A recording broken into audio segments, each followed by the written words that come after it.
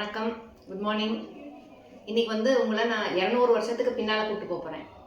200 வருஷத்துக்கு முன்னாடி இன்னைக்கு ஒரு நாள் ஒரு பேஷண்ட்டு கையில் பெரிய கட்டியோட தாங்க முடியாத வலியோட ஒரு வைத்தியரை பார்க்க போகிறாருங்க.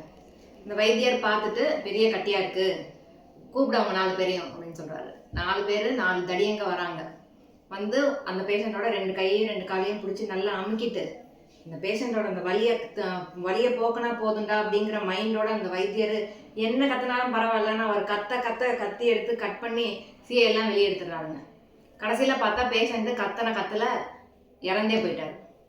இப்படி தாங்க 200 வருஷத்துக்கு முன்னாலெல்லாம் ஆப்ரேஷன் நடந்துகிட்டு இருந்தது. இன்னைக்கு வாங்க, இன்னைக்கு அதே மாதிரி ஒரு பேஷண்ட்டு கையில் அதே மாதிரி ஒரு கட்டியோட டாக்டரை பார்க்க வராரு. டாக்டர் பார்த்து எக்ஸாமின் பண்ணுறாரு, ஆப்ரேஷன் பண்ணணும்னு சொல்கிறாரு.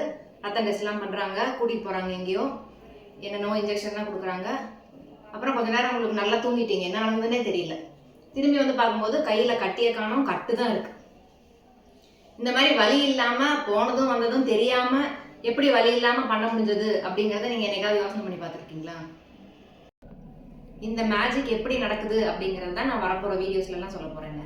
தேங்க்யூ. என் பேர் டாக்டர் கோதை, சிம்ஸ்டெல்ல மருத்துவமனையோட மயக்கவியல் நிபுணர்.